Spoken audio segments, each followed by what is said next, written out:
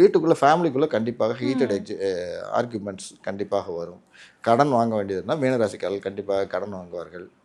வெயில் அதிகமாக இருக்கிறனால ஹீட் சம்பந்தமான நோய் நொடி பிரச்சனைகள் வருமானு கேட்டால் அதுவும் இருக்க தான் செய்யும். அப்போ இதுக்கெல்லாம் என்ன பண்ணணும்? வரியாருன்னு கோயிலில் போய் சுற்றுறது அவசியம் கிடையாது. நம்ம ஹெல்த்தை பார்க்கணும். ஒழுங்காக எண்ணெய் தேய்ச்சி குளிக்கணும். ஏன்னா சனி ராசியிலே இருக்கார், மீன ராசியில தான் கோச்சார சனி இருக்கார். கொஞ்சம் ஒழுங்காக எண்ணெய் தேய்ச்சி குளிக்கிறது, காலையில் கொஞ்சம் சீக்கிரம் எந்திக்கிறதுங்கிற விஷயங்கள் எல்லாம் நம்மளோட ஹெல்த் கான்சியஸை நம்ம மெயின்டைன் பண்ணிக்கணும். 23ஆம் தேதிக்கு அப்புறம் பார்த்திங்கன்னா மேஷத்துக்குள்ளே புதன் வந்துடுவார். வந்தார்னா காதல் விஷயங்கள் ரொம்ப பலமாகவே நடக்க ஆரம்பிக்கும். புதன் கேது காம்பினேஷன் ஃபார்ம் ஆகி தேவையில்லாமல்லாம் போய் காதலில் விழுவாங்க. அதெல்லாம் மீனராசிக்கு நினைஞ்சு கல்யாணம் ஆகிறதுலாம் நிறைய நடக்கும்.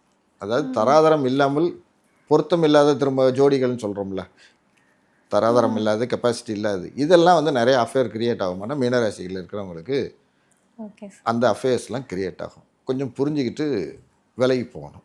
அந்த ஒரு மாதம் அன்மேட்ச்டு ஜோடிஸ்லாம் ஃபார்ம் ஆகக்கூடியது சித்திரை மாதத்தில் ஆகும். கொஞ்சம் பார்த்து இருந்துக்கிறோம்.